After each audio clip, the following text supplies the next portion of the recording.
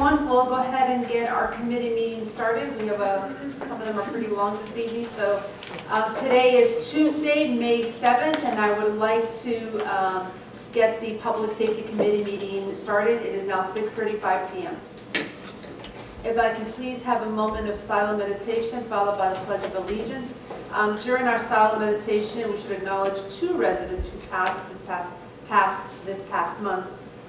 We have Ms. Ethel Ferguson, and we also have Ms. Linda McRae. They both passed in April.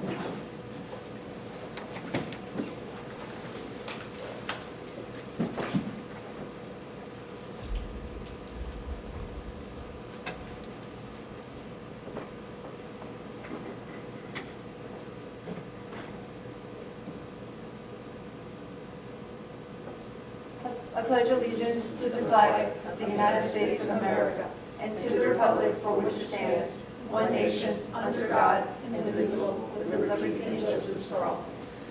Great. Ms. Manager, may I get roll call, please? Yes, ma'am.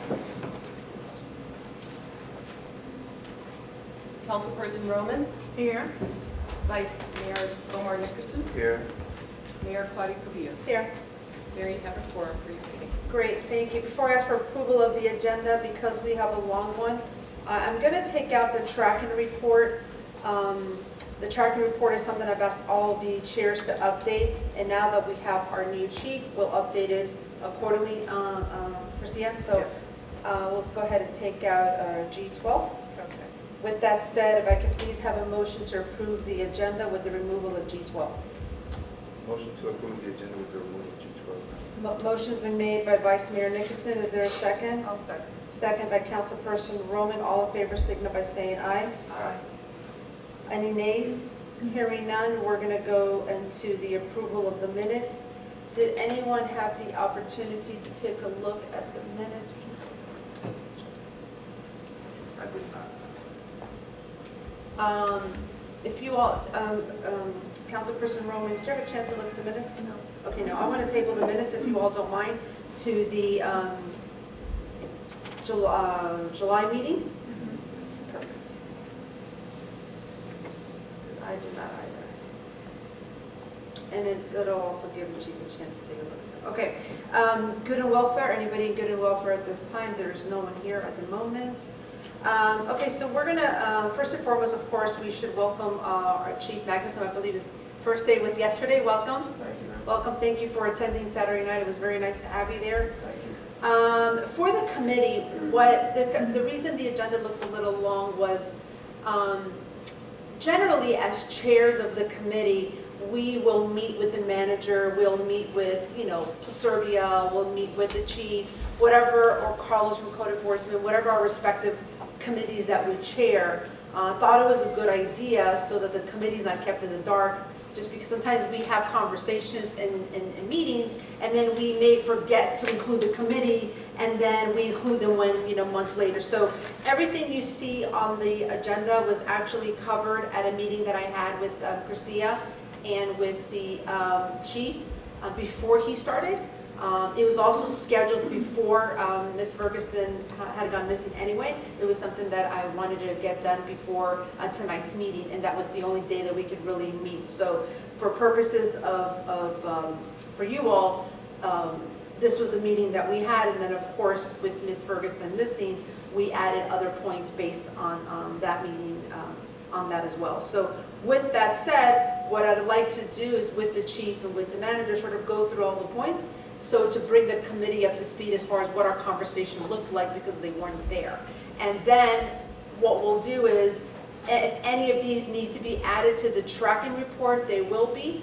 And then what I thought we could do with the tracking report, because it's that's another conversation that I had a couple of months ago where, hey, let's really get these tracking reports properly updated. Let's get them on the website so they're most accessible to the residents, but they really need to be updated. So I was working on the public safety one because at the at the March meeting, we actually covered a lot of different things that we put on the tracking report so that we could track. Tracking report is an opportunity for us to track projects and monitor and measure everything that we're doing, from grants to reviews to whatever the case may be, so that whoever is in the positions, can sort of, there's continuity without there being any headaches or anything like that, or confusion or lost data or not properly archived. So with that said, if you want, we can tackle one at a time. You can join us at the podium. Yes. And then we can go through one by one. So the first one that we had discussed was the protocol for emergencies to include social media.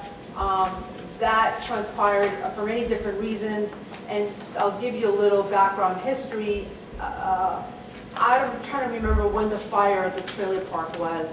The fire at the trailer park must have been in 2000, and I was not the mayor yet. It must have been 10 or 11. And I remember that being, it was that event, and it was a shooting on 90th Street, the drive-by shooting. So those two things just really prompted me to go to the manager at the time and say, hey, what is our protocol to letting the mayor, the manager, like, hey, what's going on here, you know? Residents are not going to call you guys, and generally they may not even call the manager. They're most likely going to call the mayor, or they're going to call a council member that they know, they're most comfortable with, or whatever the case may be. So back then, there used to sort of be a verbal protocol that we had in place. Back then, we didn't have social media that was, you know, made everything more prevalent. But although the verbal agreement that we all had with the changes of the managers and the changes of the chief was that the officer on duty must let the chief know, and then the chief would, you know, take it from there, from the mayor, the manager, to the chair. So anyway, with that said, it's time that we really codify to put it in writing, so it doesn't matter who the chief is, doesn't matter who the manager is, doesn't matter who the mayor is, and it doesn't matter who the chair of public safety is, that there's always a process in place that's always followed somehow. With that said, that was one of the things that we talked about with regards to emergency. The other point with emergency that we talked about is what is a protocol for emergency. So, you know, we're blessed that in the village of El Portal there has not been that many, but even so, there is some. And we already know that we're not equipped with more than one, and if we're very fortunate, we have 2 officers on duty. And we are pretty realistic to say that we don't expect that 1 or 2 officers that we have on duty, especially if it's 1, to be able to handle what he or she would normally do along with an emergency. And that's sort of the conversation we had that day, which is, you know, I don't believe there is a protocol in place, which in the last year, or the last, at least since the manager has been here, there's been enough emergencies that have come up which would lend themselves for a conversation that we should have a protocol in place, which we discussed that day, which would be either an emergency response team. We have to identify what an emergency looks like in terms of like what is an emergency. You know, one of the things I recommended is that when there is an emergency, that immediately, you know, mayor, manager, and chief needs to immediately report to the office within a specific time frame. You know, I'm just sort of, you know, going through that and maybe having officers lined up that would have been either trained or aware, and they would be sort of like that response team. So if you could sort of walk us through at least number 1 after we spoke that day, if you guys have had any further conversation, and then we can take it from there. Okay. Yes, ma'am, but I do want to add, because I know there is a written record of the meeting, I forgot to add that also present is our interim village attorney, Norman Powell, and myself, Christia Alou, village manager, as well as Chief David Magnuson, and sitting in on the meeting is Councilperson Urban. So that said, I had the pleasure of starting my work with Chief Magnuson yesterday, and in that 24 hours or 48 hours, because today was a very active day as well, we were able to tackle some of the issues that were discussed in the meeting with you, Mayor. And Chief Magnuson has some background in a lot of these matters, and was able to just call on his experience to put some things in writing, and he has come up with a couple of, 3 different policies that he's already issued, and some directives. So I will let him kind of discuss and walk that through. I know one of them is the emergency response team. Thank you. First off, with the communication, things happening that everybody should know about. I put out a directive today, basically that when any time there's an issue, and I made a list of from missing persons to violent persons crime, to Officer Hurd, firearm discharge, anything that requires other agencies to come into the jurisdiction. I'm to be told about it, called in turn, and I will notify manager, yourself, so everybody immediately is aware of it. Now, whether that jumps to the next step where we have to have an emergency response, it could, it may not. If it does, I am working on a policy for emergency response teams. And basically the purpose of it, and I'll read it, is to establish an effective way to efficiently respond to the scene of any incident and/or crime that requires more than the responding units can successfully manage. Often, aside from the initial response, the assistance of neighboring agencies at the onset of such incident crime, it will be necessary for the El Portal Police Department to assume command of the incident and its immediate follow-up. With that, the gist of this policy is that everybody is to know, and they're not going to be on recall per se, and there's not going to be a list per se of who's up, which constitutes a recall, and it opens up to other issues. But they to know that in a situation where we need to bring people in for whatever the situation is, calls are going to be made, and we're going to request people to respond, most likely to the scene. Once the initial assisting agencies pull back out. Obviously, if we're looking for somebody and it's a large perimeter, one officer is not going to be able to handle it. They're going to get the county in here, or Shores, or Biscayne Park. But there's going to need to be follow-up. And that's where this emergency response team comes in as quickly as they can. In the missing persons, maybe more so than anything else. The idea of getting people in as quickly as possible to come up with a plan and start the search canvassing areas, or having... Everyone, we'll go ahead and get our committee meeting started. We have some of them are pretty long this evening. So today is Tuesday, May 7th, and I would like to get the Public Safety Committee meeting started. It is now 6:35 p.m. If I can please have a moment of silent meditation followed by the Pledge of Allegiance. During our silent meditation, we should acknowledge two residents who passed this past month.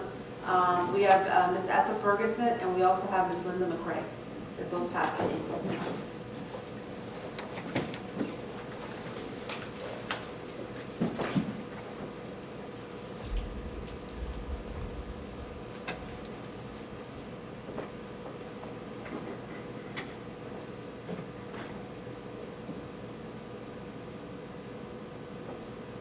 I pledge allegiance to the flag of the United States of America and to the republic for which it stands, one nation, under God, indivisible, with liberty and justice for all.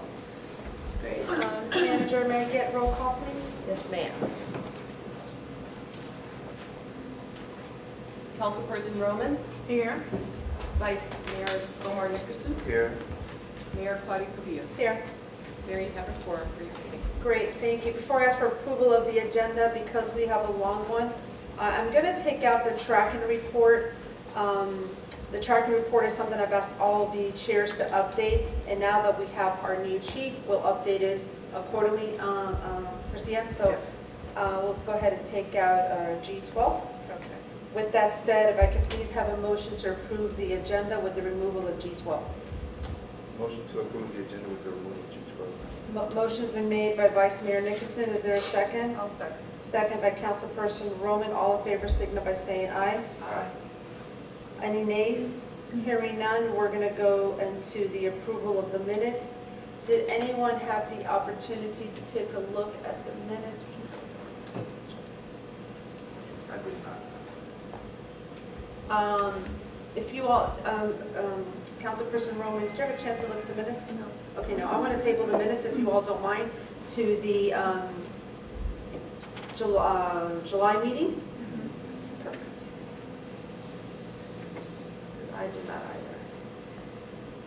either. And it'll also give the chief a chance to take a look at it. Okay, good and welfare, anybody in good and welfare at this time? There's no one here at the moment.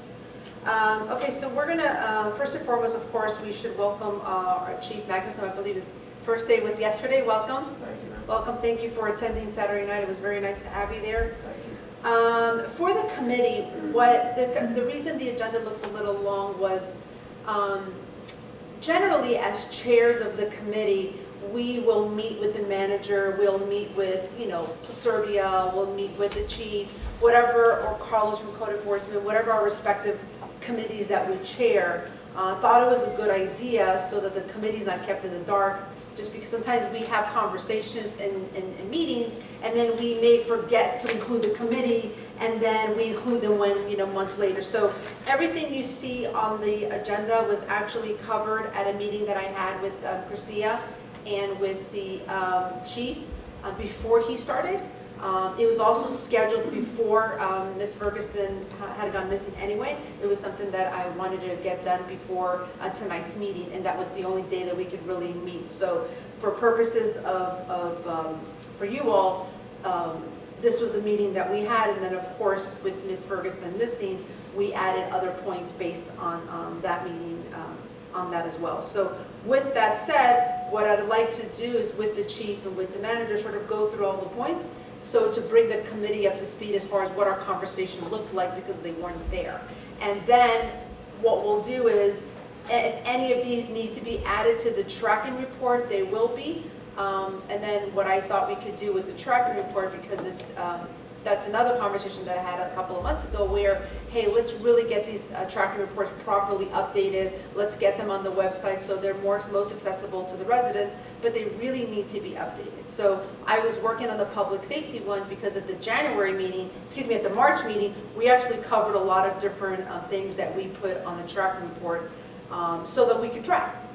Tracking report is an opportunity for us to track projects and monitor and measure everything that we're doing, from grants to reviews to whatever the case may be, so that whoever is in the positions, can sort of, there's continuity without there being any headaches or anything like that, or confusion or lost data or not properly archived. So with that said, if you want, we can tackle one at a time. You can join us at the podium, Yes. and then we can go through one by one. So the first one that we had discussed was the protocol for emergencies to include social media. That transpired for many different reasons, and I'll give you a little background history. I'm trying to remember when the fire at the trailer park was. The fire at the trailer park must have been in 2000, and I was not the mayor yet. It must have been 10 or 11. And I remember that being, it was that event, and it was a shooting on 90th Street, the drive-by shooting. So those two things just really prompted me to go to the manager at the time and say, hey, what is our protocol to letting the mayor, the manager, like, hey, what's going on here, Residents are not going to call you guys, and generally they may not even call the manager. They're most likely going to call the mayor, or they're going to call a council member that they know, they're most comfortable with, or whatever the case may be. So back then there used to sort of be a verbal protocol that we had in place. Back then we didn't have social media that was, made everything more prevalent. But although the verbal agreement that we all had with the changes of the managers and the changes of the chief was that the officer on duty must let the chief know, and then the chief would, take it from there, from the mayor, the manager, to the chair. So anyway, with that said, it's time that we really codify to put it in writing, so it doesn't matter who the chief is, doesn't matter who the manager is, doesn't matter who the mayor is, and it doesn't matter who the chair of public safety is, that there's always a process in place that's always followed somehow. So with that said, that was one of the things that we talked about with regards to emergency. The other point with emergency that we talked about is what is a protocol for emergency. So, we're blessed that in the village of El Portal there has not been that many, but even so, there is some. And we already know that we're not equipped with more than one, and if we're very fortunate, we have 2 officers on duty. And we are pretty realistic to say that we don't expect that 1 or 2 officers that we have on duty, especially if it's 1, to be able to handle what he or she would normally do along with an emergency.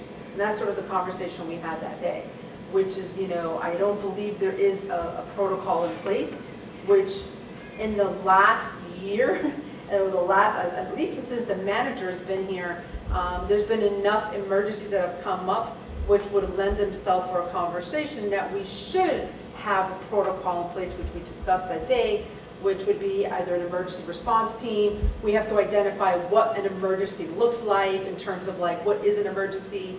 One of the things I recommended is that when there is an emergency, that immediately, mayor, manager, and chief needs to immediately report to the office within a specific time frame. I'm just sort of, going through that and maybe having officers lined up that would have been either trained or aware, and they would be sort of like the response team. So if you could sort of walk us through at least number one after we spoke that day, if you guys have had any further conversation, and then we can take it from there. Okay.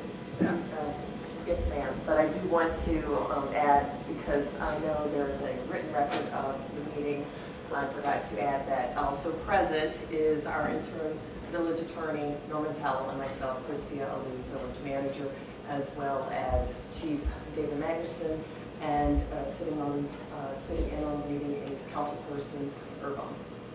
So that said, I had the pleasure of starting my work with Chief Magnuson yesterday, and in that 24 hours or 48 hours, because today was a very active day as well, we were able to tackle some of the issues that were discussed in the meeting with you, Mayor. And Chief Magnuson has some background in a lot of these matters, and was able to just call on his experience to put some things in writing, and he has come up with a couple of, three different policies that he's already issued, and some directives. So I will let him kind of discuss and walk that through. I know one of them is the emergency response team. Thank you. First off, with the communication, things happening that everybody should know about, I put out a directive today, basically that when any time there's an issue, and I made a list from missing persons to violent persons crime, to Officer Hurt, firearm discharge, anything that requires other agencies to come into the jurisdiction. I'm to be told about it, called in turn, and I will notify manager, yourself, so everybody immediately is aware of it. Now, whether that jumps to the next step where we have to have an emergency response, it could, it may not. If it does, I am working on a policy for emergency response teams, and basically the purpose of it, and I'll read it, is to establish an effective way to efficiently respond to the scene of any incident and/or crime that requires more than the responding units can successfully manage. Often, aside from the initial response, the assistance of neighboring agencies at the onset of such incident crime, it will be necessary for the El Portal Police Department to assume command of the incident and its immediate follow-up. With that, the gist of this policy is that everybody is to know, and they're not going to be on recall per se, and there's not going to be a list per se of who's up, which constitutes a recall, and it opens up to other issues. But they to know that in a situation where we need to bring people in for whatever the situation is, calls are going to be made, and we're going to request people to respond, most likely to the scene. Once the initial assisting agencies pull back out. Obviously, if we're looking for somebody into a large perimeter, one officer is not going to be able to handle it. They're going to get the county in here, or Shores, or Biscayne Park. But there's going to need to be follow-up. And that's where this emergency response team comes in as quickly as they can. In the missing persons, maybe more so than anything else. The idea of getting people in as quickly as possible to come up with a plan and start the search canvassing areas, or having each officer go to different pockets of people and get them together, working together with one direction to start searching and documenting it. That would be another way to go. But as far as the El Portal Police Department goes, it's to get a call and knowing you need to come in based on what's going on. And it will be in the policy Obviously, there will be times when somebody gets a call where they're just not there, they're not in town, understood. But between the full-time and the part-time officers, we should be able to get a good complement of people. And even with that, we're still probably going to need the assistance for other jurisdictions to assist. But I want to jump on crimes, for instance, and start canvassing areas and do investigative follow-up as soon as possible with our units. So this puts it in writing. It is not complete yet. There's still a lot more that needs to be done, but it is out there. The outline is there. The reason for it is there, and I expect it to be a good paradigm shift that people will come in. I know budget-wise, we could talk about other line items for this specific one and separate it from the other parts of the budget. Understood, but. Yeah, this is the way we're going to be able to deal with things right away and just change that mindset of getting as many people in as possible when something like this happens. And I know we're talking about maybe the most nefarious of crimes, but more than likely, this will come to play in a situation where it's a drawn-out thing. Perhaps like the judge when he was held up in there for a while over there and wouldn't come out. The missing person. If it's something fluid like an armed robbery and the offender's running through yards and stuff, I suspect it with the K-9 unit from the county and maybe SRT going door to door, it'll be over, but we'll still get people in, but that sort of situation would probably be over before all of them got there. This seems to be more for a longer laid out sort of situation where action must be taken, but it has to be methodical. I think this is the way to go, and we just bring in as many resources as we can, starting with our own department.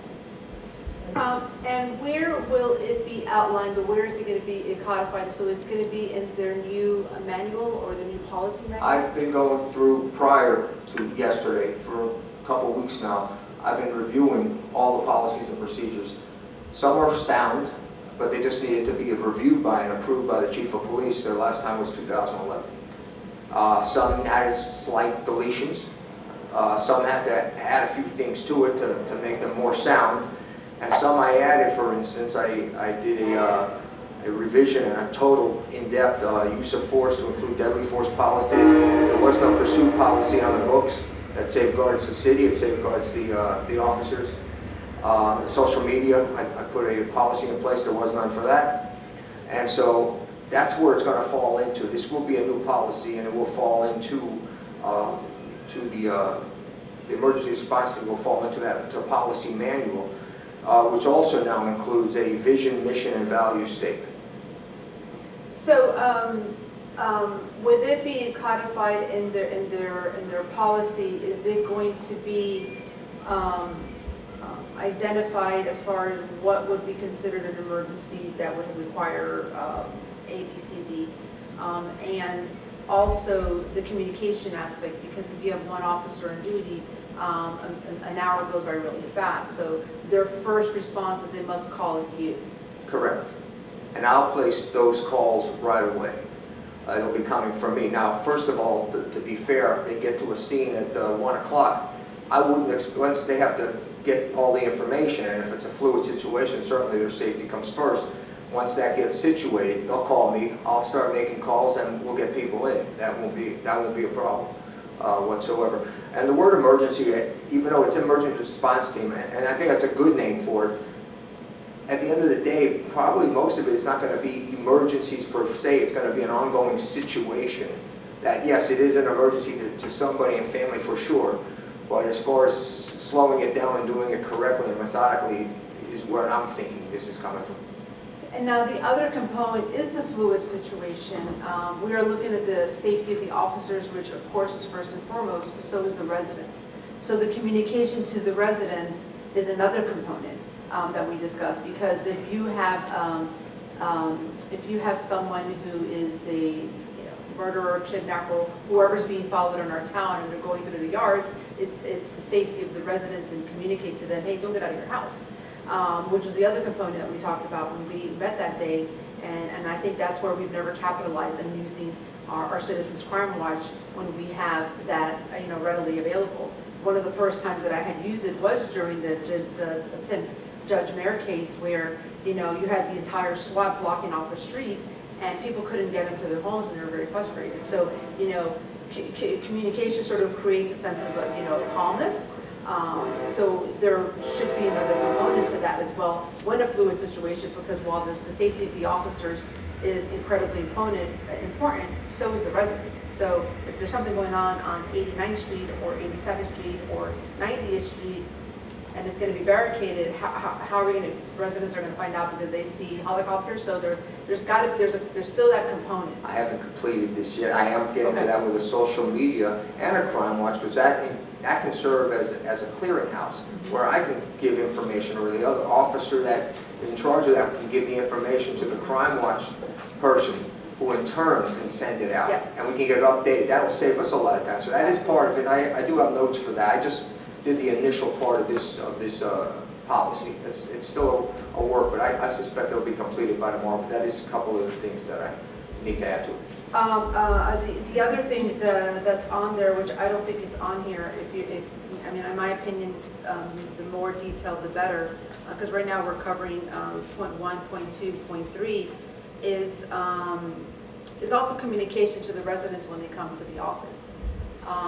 So, you know, when there is an emergency that is not fluid, that is more ongoing, as a missing person, or in the case of, you know, Judge Mayer, you know, how information is given out to, you know, family members when they come to the station it needs to be mindful as well. You know, I don't want my mom to be lost, and I'm going to arrive to the station at 6, and I'm going to be told that it's not going to go on social media until 4 o'clock when the next officer gets here to put it on there. So I'd like it that clear where it's not going to, where they know not to say that. Understood. Trying to think. So that's 1, that's 2, and that's 3. Where, so this was covered in the staff meeting with the police officers already? Or I think you're having a meeting I'll tomorrow? have a meeting tomorrow. Okay, okay. But I will say this, because sometimes you can schedule a meeting for a certain date in the future, and during that time that you put it out till it gets there, anything can happen. So I do put out directives via email. If I see people, you're not going to see everybody at once. I can talk to them, but I've already established that when they see directive, it is to be considered as a policy. It'll get put into the policies officially with numbers and all at a later time, but the directive makes it official, and they all read it. And anybody has questions or they say good to go, understood, that's fine. So those things have been done. So in the police and military role, directive is what they go by, but in our role, it's by a resolution. So one of the things I had asked the attorney was if that component would be necessary. Because again, it's not about me, it's not about any of us here, it's just about people involved. So it doesn't matter who the chief is, it doesn't matter who the mayor is, it doesn't matter who, you know, the chair of public safety is. What matters is the policy, no matter who the players are.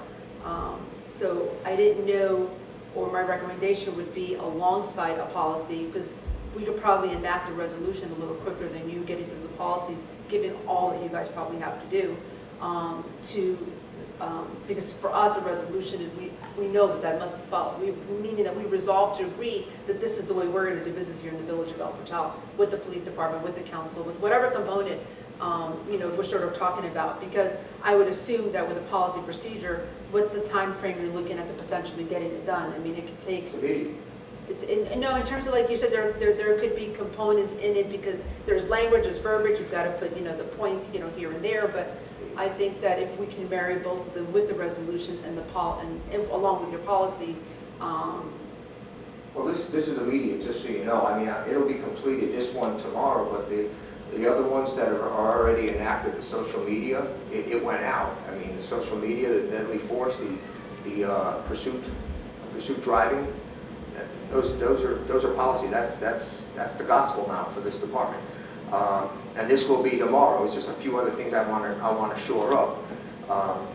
What I put out as a directive, that wasn't a policy per se, but it does count as one. The directive on contacts. So I get contacted right away for a variety, a host of different issues and crimes that I can make the notifications right away, so nobody's left in the dark and said I didn't know anything. That's not going to happen.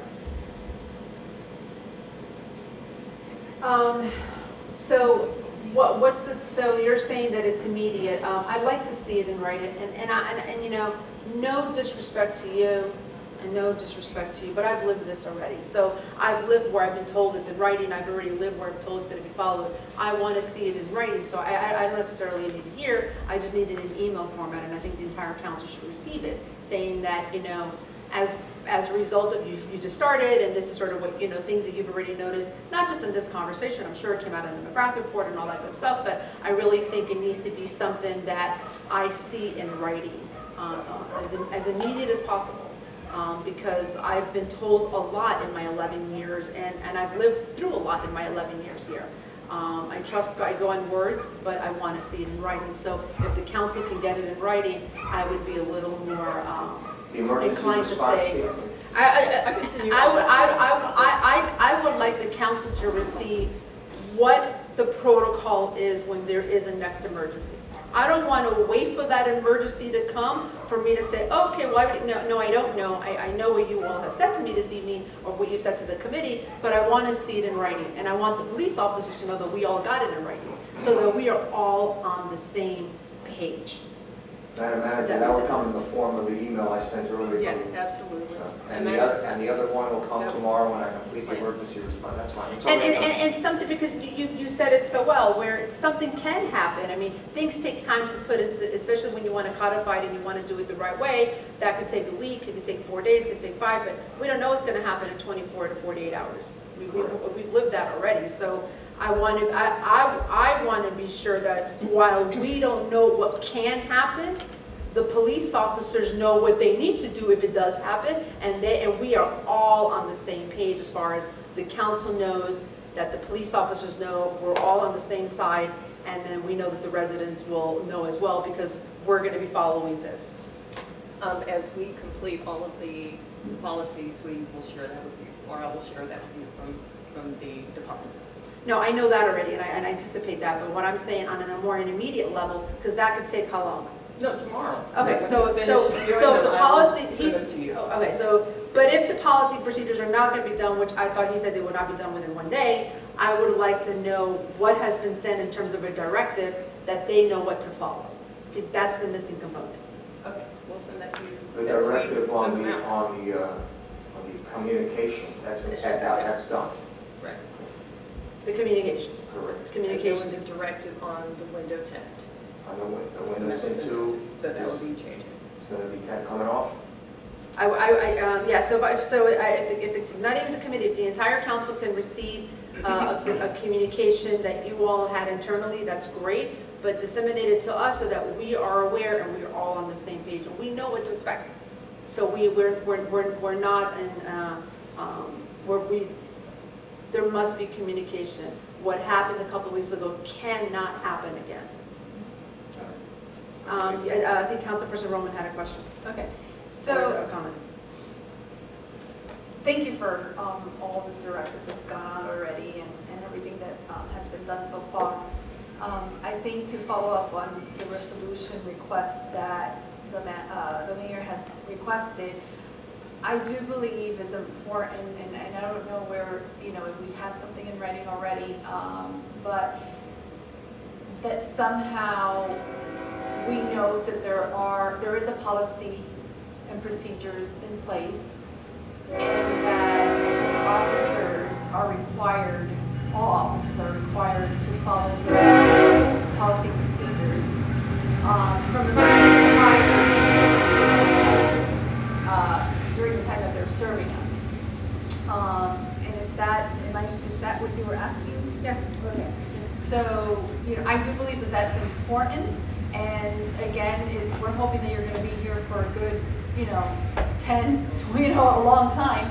But, you're going to put in a lot of effort, and we never know what can happen tomorrow. And so we want to make sure that your efforts are basically, they're in place, and that if, God forbid, we have someone that needs to come in the interim, or something that happens, that person can just, we know and the officers know that they must follow the directives of that policy and procedure manual. Well, that goes to my other point, Norman, because, and it goes back to what I said initially. It doesn't matter who the mayor, chief, and manager, our job is not who we are. Our job is to protect the resident. That's our number one job, right? Besides balancing the budget. Okay. So, exactly as Councilperson Roman said, is sort of reiterating what I just said. It doesn't matter who we are as players. It's a policy that should be followed no matter what. And I would think that if you call any other municipality, clearly they have more people, so it's they can facilitate information a little easier. I get that, but it should be the way it is here.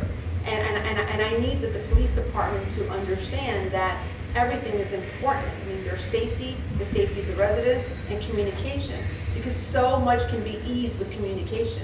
It's when you don't communicate that people sort of start getting the jittery and they get confused and they get nervous, and then I have to read unnecessary comments that we operate dysfunctionally. So that's where I believe, Norman, a resolution is a little more finite, where it's a form of we resolve to agree that this is the way that this governing body or this municipality is going to work. I had even mentioned an ordinance because that becomes a law.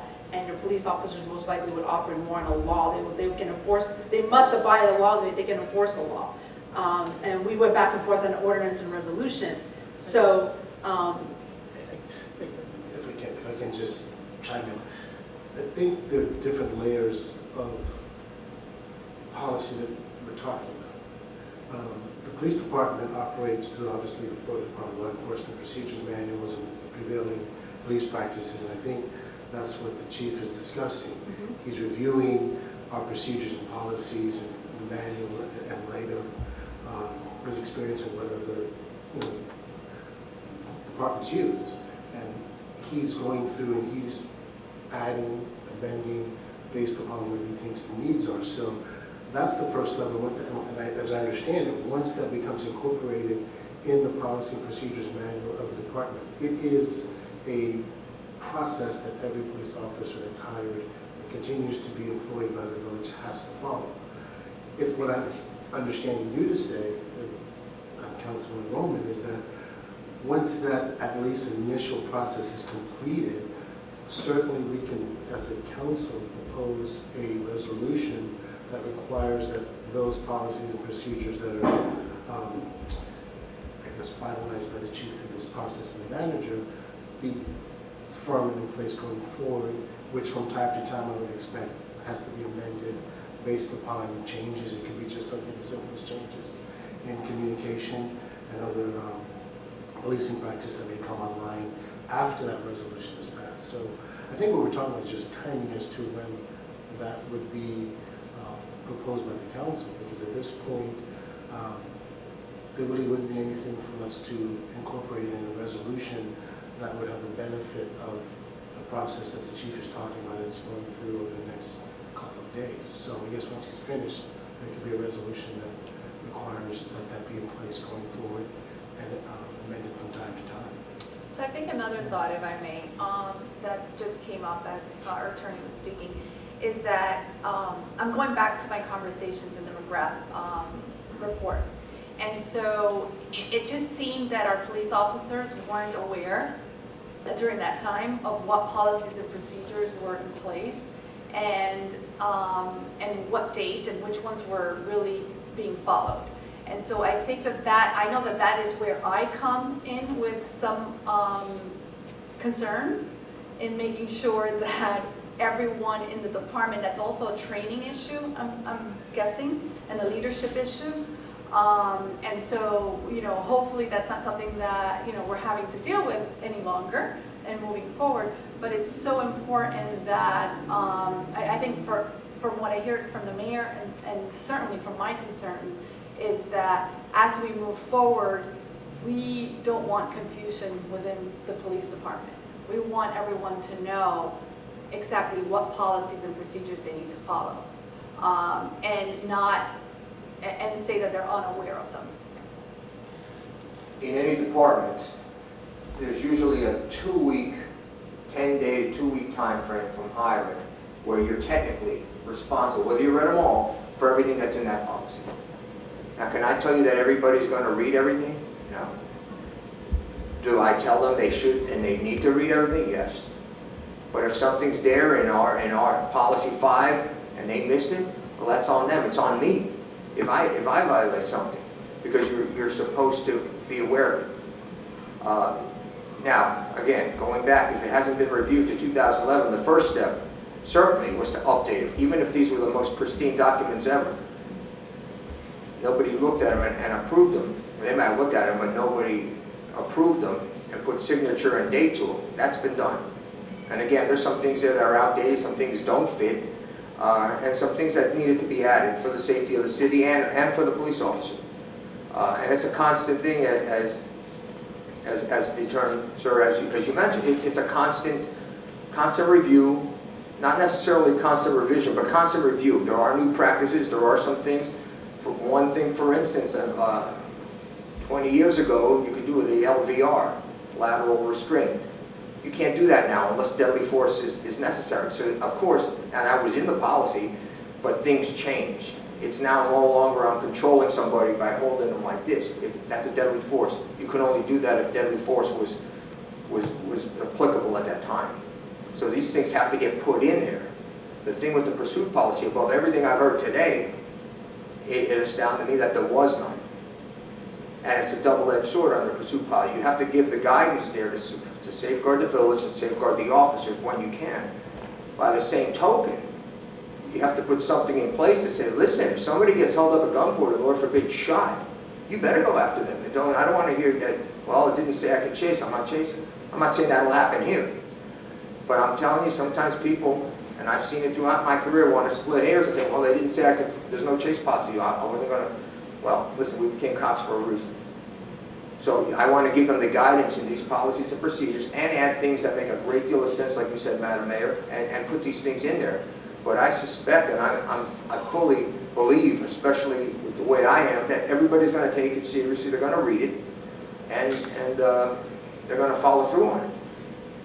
I mean, that to me is almost, it should be, and it is in my leadership, it's a gimme. If I say this needs to get done, it's not to crack a whip, but if this needs to get done, I expect it to get done. It's just as simple as that. Before I move on to number 4, I just want to hone in on one thing. I know the policies are going to take time. I know there's stuff that wasn't on there before, and reducing it to writing is essential and necessary, and I know I definitely want to see it, and I want the entire council to have it and see it as well, and I understand that's going to take time. In the interim, the manager is going to send us whatever directive you have given them up front already since you started, but there's got to be communication. I mean, I understand things are going to take a little time. I understand things are not going to happen. You just arrived. This is something that I've been asking for probably for the better part of 7 years. I don't expect it to resolve in 7 minutes or 7 days. But I just want constant communication that is consistent. I really don't ask for anything else, because it's when that communication that breaks down for reasons that are irrelevant to the positions that we serve is when problems begin. So, which is I really go on that. There needs to be communication. There's got to be constant communication with you, to the manager, to us. I communicate with the manager pretty regularly, but that communication must be there, because if you communicate, at least to the chair of public safety, I can disseminate it in a manner to the residents where it'll mitigate all of that ugliness on next door or anything else. We would look a little more functioning if they call the mayor and she has the information. Because chances are that is the person they're generally going to call first. I've just learned it's just the way the cookie crumbles. And if I don't know, it's just not good. So all I ask for is, while this breathing document is moving, I get it, but we can't let that communication break down. Let us know what that directive looks like, and so that we just know. So that whatever Councilperson Roman is saying, whatever Councilperson Mathis is saying, whatever Vice Mayor Nickers is saying, and whatever Councilperson Urban is saying, and to me, we're speaking the same language. I would hate for 5 of us to be telling residents 5 different things are going to happen based on an action. So, but that won't happen if we're all on the same page. So just let us know, and keep the communication open all the time, and as this is moving along. Because generally what happens is when communication breaks down is when things just get a little blurry, and there's just no need. So if we can get that email, you can work on that, and as the attorney said, once you get that, we can, we can thereafter put it in a reso where it's something that police and governing bodies, that's how we're working. It's the way forward. It's progress. Everybody's got different managerial styles. Mine has always been to communicate. And by communicating, you get a lot of the people that you manage, and it becomes contagious. I can't tell you, and I don't even want to go what I've heard, but I can't tell you what's happened in the past. I'm not going to say it doesn't affect me, it does, because I inherit whatever that is. But I've met a solid group of law enforcement professionals that I know are going to do a great job. And I stand here to say I will give the guidance and leadership to ensure that that takes place. But thus far, what I've seen in the 2 days and being on calls with some of the officers, I like what I see. Now, what's happened in the past, that's in the past. I'm telling you from this point, there's buy-in, people are enthused, and I like what I'm hearing and I'm seeing thus far, and I suspect, and I'm pretty confident it'll get better. And communication absolutely is at the top. I get it. I'm for it as well. So it's not like you have to twist my arm. I'm all for it. And that's what you'll have. Going on communication, yes, Vice Mayor Nixon, before I go to number 4. Yes, thank you Because very it's a much. 7:15. Yes, it'll be very quick. It was a couple of things. The first thing is, so just a point of clarification. From now on, when a directive is sent out, Madam Mayor, every time you send out a directive for like a new policy, procedure or something like that, you CC the manager. Always goes to the manager. Always goes to the manager. Madam Mayor, so from now on, every time he comes out with a new directive, is he sending it to the manager and the manager immediately sends it to us, or is he copying us along with the manager the moment the directive comes out? Just one clarification. A couple, and that's interesting you asked the question because that has varied greatly in my time here. So, for example, if you chair a committee, I would be under the impression that all conversation the manager has with code enforcement, Councilperson Arbor should be a copy of it. If you're working with Placervia, I'm a copy of all of it because I chair P&Z. If you have conversation, generally the chair of the P&C, the public safety, is always a copy. That comes and goes based on communication, but I think that that's something that needs to practice. Admin and finance, I think the same thing. Whatever goes on with Irwin, for the most part, I've seen my name in copy, but the chair is in copy. Because that's why there's chairs to the committee. I mean, could you imagine if Councilperson Arbor or Vice Mayor Nurkison, we had a copy of everything, it becomes overwhelming. That's why there are 6 committees, and that's why there's 5 chairs. So public safety goes to the chair. Code enforcement goes to the chair. Public works, like everything about septic to sewer, I'm sure Councilperson Mathis is copied on it. And that's the way it's supposed to be, because it facilitates progress and it helps conversation go, so that when the chair gets here, they can carry the conversation. Again, I'm not a copy of everything, but I think that's how it goes. And I know since you literally just started yesterday, but I think we need to go back to that because that generally was happening, and then it all of a sudden it stopped. We all know why, and then it needs to go back to that. So all conversation generally, when you go to the manager, generally the chair of public safety is a copy, which this year it's me. Code enforcement, respectively, and that way it's that, which is why I put the information the way that I did, because we had a meeting. I said, hey, based on what happened before, I said, no, you know what, I'm going to put everything on here so the committee knows what we talked about. What comes of it, what doesn't come of it, but at least you guys are on the loop so there's no surprises. Well, I'm sorry, if I may too. That was my intention when it comes to a direct policy matter. There are some administrative things that are not, that don't rise to that level, but I certainly believe that, what we're talking about here, yes, for sure. We would definitely include the members of the committee in these directives, as well as the chair in the communication about public safety. And the last thing very quickly, Madam Mayor, if I may. When you were just discussing the whole thing about when these, the policy and procedures, or, you said that every officer, should take it upon themselves to read it, and that's their duty and that's their, responsibility, which I completely agree, and I believe that, we have great officers that I'm sure, or I would hope, do read it. My only thing is that I just think that, and maybe this could be done, doesn't have to be something huge like a big town hall type of thing. But I think something should be done maybe every meeting, because you guys meet every Wednesday, correct? You guys have your staff meetings more or No, I less. don't think You know, every we're not Wednesday. every time. It won't be every Wednesday, it's as needed, but It's as certainly needed. tomorrow So- we're going to meet with them. All right, so then this makes even more sense. I think that there needs to be maybe something done to where we just don't always assume that, especially if these new directives go out, that every officer views it the same way. You even gave a great example that, with like the pursuit policy or something like that, there might be an officer that might take it more literal, or an officer that might, oh, I thought I could do that, or I thought I couldn't do that. So I think there needs to be something to where you need to communicate with the officers when these new directives come out. Look, with this directive, this is what I meant. So that they're all on the same page. So that then a mistake doesn't happen and they're like, well, when I read it, that's what I thought it was. Like that doesn't happen. It's like, well, you know what it was and you know how you were supposed to respond because that was explained to you. I think it's in some way that has to happen because otherwise mistakes will happen and then it'll be looked at in hindsight, well, we really can't blame that officer because, if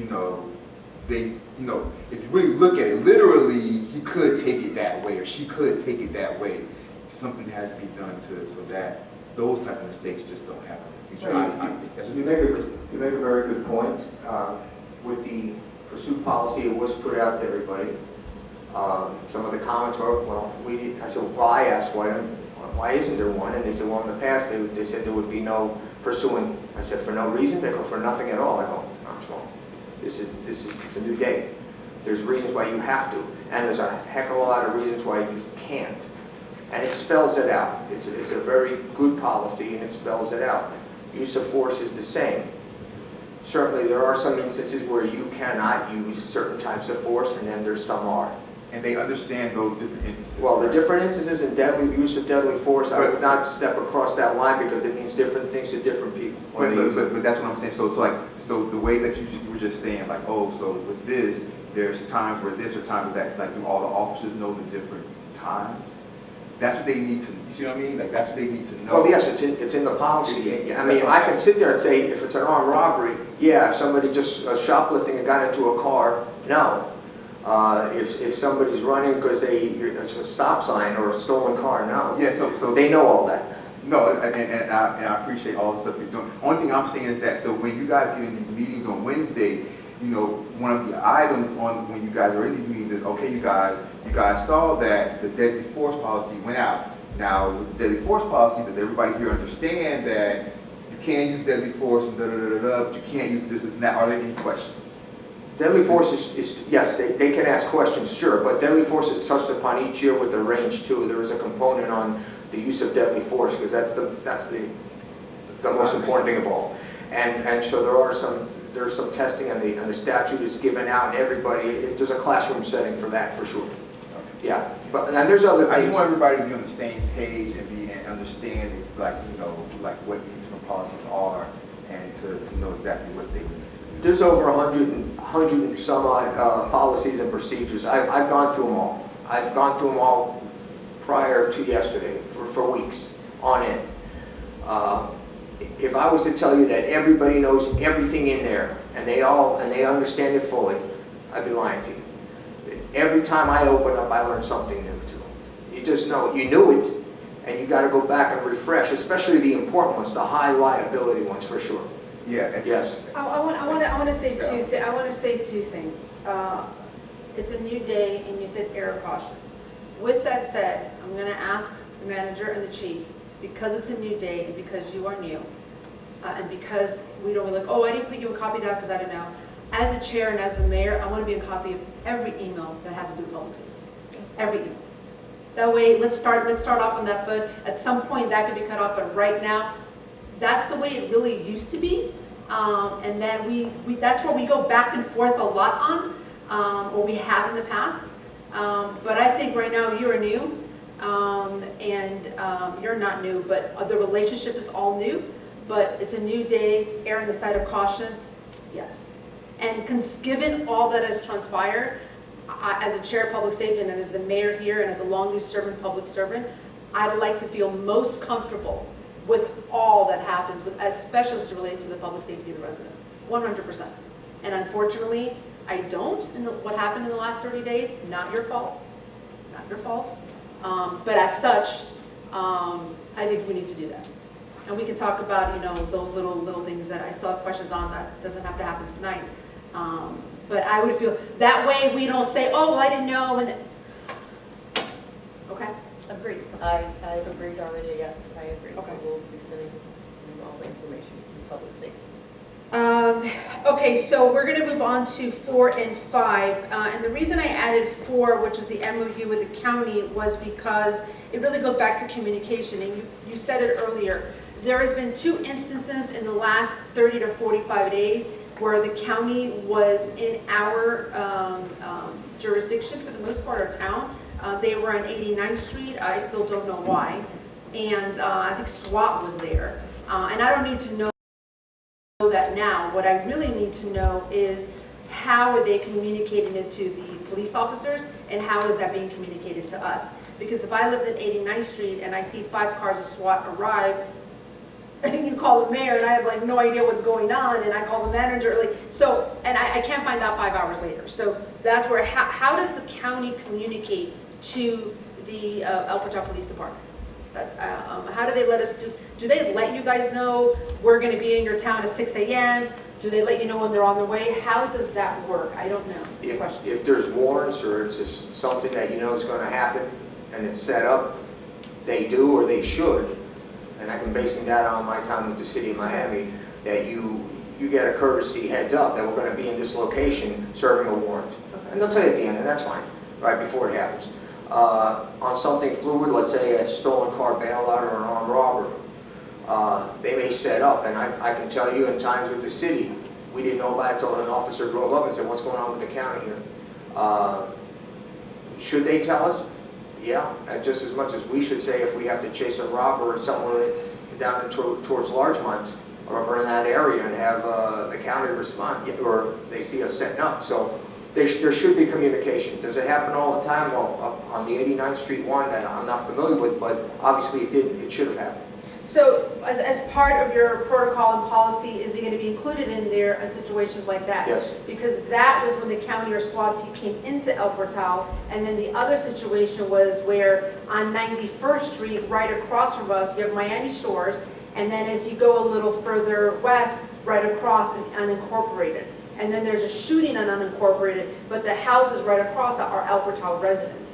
So is part of your policy going to include that, hey, the shooting happened at unincorporated, they should still let you know because the residents were scared. So is it going to include that, hey, it didn't happen in El Portal, but the officers knew because they were on the scene as well, as far as, If the officers are aware of it, then they should tell, yeah, that's part of anything that's a jurisdiction of anybody else coming in or something to that effect. And I can add a certain caveat to it for sure. We're all sort of a puzzle here, and we share streets and things like that, and that was another situation that happened less than 60 days ago that was nerve-wracking and nobody really knew about it. Well, besides the residents that live across the street. So I didn't know if that was something that needed to be a part of the MOU, maybe to better clarify it. I clarify with Miami Shores because it could have been where it happened in Miami Shores. I don't know exactly. I've never taken the time to read an MOU, but I would believe that a memorandum of an understanding is that you agree to work in a certain way. So is there something on there that says that in an emergency that impacts or could impact your town, this is how we're going to communicate? Again, I don't know. Maybe that's something that we can put in there. It's more mutual. It's a mutual aid agreement. Yeah. And how they're going to assist us, how we're going to assist them, what we allow them to do, what they allow us to do. I don't see any. And it could be very simple, just establishing relationships. That's what I think is the best way to do it. It could be really Let us simple as know. having relationships established with the Intercoastal or Northside, whoever is going to be responding. But that's another area where it literally just happened, where it all involves communication. I will be establishing, I have a meeting with the intercoastal major in 2 weeks. I'm going to be attending that. Okay. And I think it's a great idea. I already got a relationship with Biscayne Park. I know the chief of Miami Shores, but that's something we can Okay. talk about. Okay. And anytime something happens, just like we will do, anytime something happens, vice versa, we'll let you guys know, what's going on. Chief to chief, it could be lieutenant to lieutenant, whatever, just so the information is continuous. Okay, that goes part of communication. On number 6, I'm really passing that on to you. A conversation was started whether or not we want to share the dispatcher with Miami Shores. I know codes are different. It's not a decision I think the council should make. I mean, we'll have to make it. I think it's a financial one. But I think, if you want to have that conversation, take a look at what that looks like. I know residents have asked for that in the past. I think they're amenable to it, but there is a cost. I believe they have 3 to 4 dispatchers that are it's 24/7. But then I hear that I think our codes are different than the county. So I want to do what's best for the department and for the village. If you all do your homework and you think that's a great option, then come back to us and let us know. But that's why that's on there. I mean, the conversation was started, but I left it there because you're starting. Because I think you're aware, but Miami Shores is on a completely separate dispatch. Correct. I mean, I'm hearing on the radio, Miami Surfside, I'm hearing North Miami, Biscayne Park is our backup. The concern I have with this, and I understand the budget concern, and I'm equally sensitive to that as well. I do understand that. But officer safety, you can have somebody right across 2nd Avenue that doesn't hear the call. Now, if it's an emergency, they'll go dual and put it on 2 channels, I'm sure. But sometimes calls don't start as very bad. They just go to heck in a handbasket in a heartbeat. Yeah. I find it how, our neighboring agencies on a totally different band. I guess they have their own standalone communication center, and they can do that. We get Biscayne Park, but it also helps if they need something. We're right there as well. So it's just a matter, I mean, officer safety-wise, it's a no-brainer. I mean, we should be able to hear them, not just wait for a dispatcher to patch on through when they feel it's an emergency, because sometimes the officer can't scream, I need help now, and then they'll patch it through. And that takes a little bit of time too, if the channel's busy. But the cost too, it has to be weighed. I understand that as well. If I had my druthers and the cost wasn't there, I'd say, yeah, we should be on the same band as our closest agency. But when we worked with the county, we weren't on the same band either. And it finds its way to work itself out, but there were times where they got to us and they said, well, you were here, we saw something up on 18th and 65th, and we didn't know what was going on because they didn't come across to us, and it was a shooting. So again, that's on there for you all for you to decide with the department if Okay. that's a better way to go.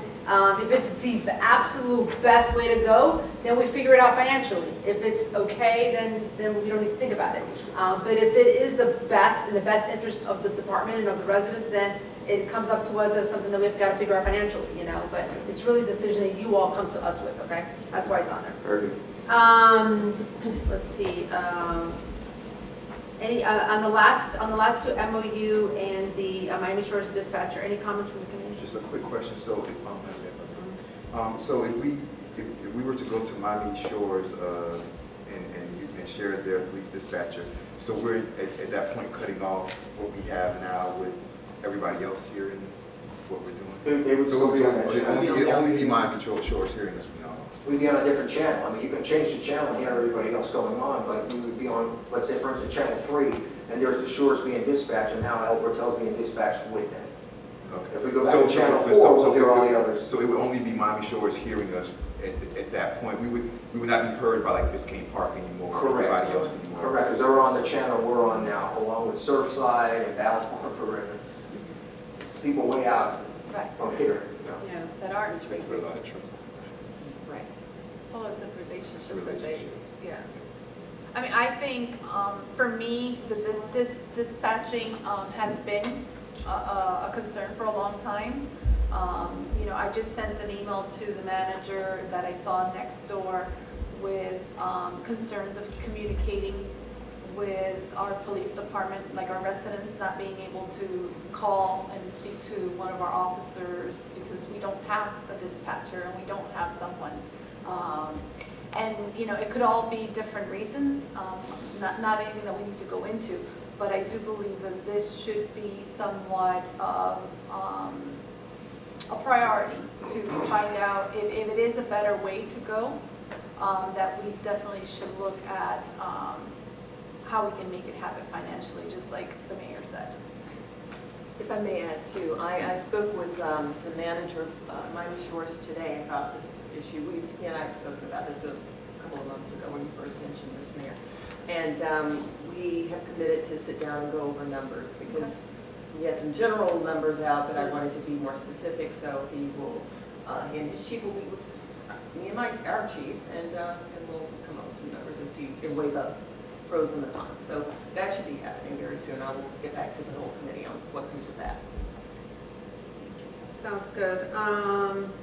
Okay, that's 6, 7. 8 is just the monthly statistics. I just had 2 questions. I'm assuming we're going to start getting them again. Yes. Right? And I'm going to make the assumption that we're going to better use that intelligence. Yes. And I've done crime And then analysis. number 3, have we figured out who's going to be attending that meeting? Is that the meeting you're going to? Yes, it is. Okay, Yes. and for the committee, it's the manager and I and Officer Burrell and Officer Sharp. We met with the Intercoastal Department that oversee Larchmont. Are they the ones that oversee that area too? And unincorporated 91st Street from the I-95 to North Miami? I'm not sure. I know the north side. I don't know Intercoastal. You may Okay. be right. I'm not sure. Okay. I work with north side. We met with Major Cummings, who was fantastic, and we met with Captain Chapman, who was also fantastic. And they actually have some great programs and resources that they work with all of the police departments in the Northeast Corridor. So we were just waiting for you to hop on to be able to join us, and then hopefully tag on to the programs that they have in place, which sounds great if we can actually maximize those resources. Okay, so then you'll give us an update the next time we see you at the next meeting, at the next public safety meeting. Community policing and the senior community, I can put both together. When we met, Ms. Ferguson had not been found yet or anything. Now we still have some hope. But one of the things that we touched bases on was community policing and our senior community, what we used to do. And I said at that meeting, hopefully nothing happens, but if it does, I'd like to really go back to sort of putting that in writing. There's a lot to be said with police officers. Our police officers used to really visit our seniors a little more regularly. We don't have that many anymore, as much as we used to. But if we, I've been working on something to put together, nothing, like big right now, but something I can present to you guys and to the committee. But I do believe that we need to sort of go back to those ABCs of what we used to do with our seniors as part of the community policing, which hands down, I have probably the most updated list that was done by Officer Rojas and Officer Juarez during Hurricane Irma. So I have not shared that with you yet. I know I told you I was going to. It's on my list of things to do. I'm going to do it. I'm going to try to send it to both of you guys in the event that Officer Juarez doesn't have it. But I'd like to work on something that we can talk about off the record, and then we'll go back to the committee. But sort of in honor of her. We don't have to get into that right now, but that's sort of why that's there. And then the mission statement that you, I went to an event with the North Miami Police, and when I saw the mission statement, and then when you told me I have one, I was like, oh, perfect. So I have not read it yet. Do you want to read it to us? Do you have it with you? Yeah. Oh, that'd be great. I'd be honored to.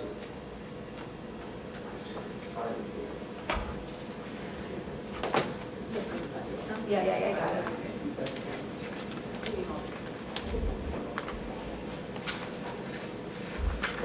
It is a combination, vision statement, mission, and value. Okay. Okay, the vision statement, and everybody in the department has received it. The Village of El Portal Police Department is a paramilitary organization that strictly adheres to the departmental orders, policies, procedures, and directives that govern them.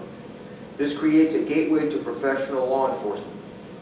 The constant and consistent review and revisions to the aforementioned departmental orders, policies, procedures, and directives aid in building trust with the citizenry and its police department that serves them. Instilling trust, building trust, and enhancing trust with and within the citizenry of the Village of El Portal is the primary objective. From there goes into the mission statement. It is the mission of the Village of El Portal Police Department to provide professional law enforcement to the citizenry, businesses, schools, and elected officials of the Village of El Portal. Professional law enforcement will be delivered by embracing an unbreakable bond with the community it serves by way of respect, communication, a sense of genuine caring, and by fostering an environment free from prejudice and prejudgments. Bridges will be built where none existed. Improving the quality of life for all who live in, work in, and/or serve the Village of El Portal remains the pinnacle to where the employment of professional law enforcement shall take us. Education, training, and positive collaboration with the community are steps that will take us there. And now for the value statement. And as you read it down, it'll spell out the word trusted. But T, teamwork. Working together internally and externally, community, to resolve all issues. Respect. Treating people with dignity and the way you would want to be treated.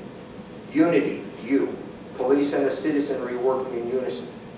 S, selfless service. Putting the welfare of the community before your own.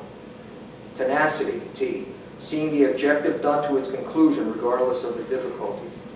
E, ethical. Everything the department undertakes is guided by strong and solid ethics. D, duty. Fulfillment of obligations. Excellent. Thank you. Thank you. Will you probably put that on the website, then, Sarah? Absolutely. And- Would like to have it for you too. So we'll- Oh, yes, a visual. It's A gonna go- visual would be great. It's going to go up in the department too, for them to see it in a professional laminated way, but it's important to see it. And Yes, take something from it each time that you, I agree. including me, I mean, always. I want to close on, anything else before I close? I want to just close on one thing. So the third week of May is literally right around the corner. We generally host, and I'd love to host as well, because you can host it as well, a luncheon for your department. Third week in May is National Police Week. And we've done it for the most part, almost try to do it every year. If it's not budgeted in the line item, do not worry, we will find the sponsor, okay? So you let us know what's the best date.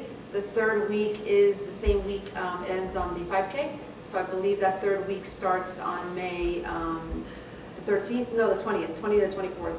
Right after the bus. Oh, no, the third week is May 13th to the 17th, because the May 1st is on a Wednesday, so. You let me know what day or how you guys want to do it. If, I think last year we had a little late in the evening, like it's 4 or 5, sometimes we've had it at 12. You really let us know. I am not traveling at all next week. I will be grounded, I'm here. And I don't know about the committee, but love to be sure that we do something for you in the department Thank you. on policemen, okay? Thank you. Thank you. Other than that, that concludes, anything else from the committee? No? Okay, hearing none, good and welfare? Good and welfare? All right, may I have a motion to adjourn? Motion to adjourn. Motion's been made by Vice Mayor Nickerson. Is there a second? Second. Second by Councilperson Roman. All in favor, signal by saying aye. Aye. Any nays? Hearing none, the public safety meeting ends at 7:41 p.m.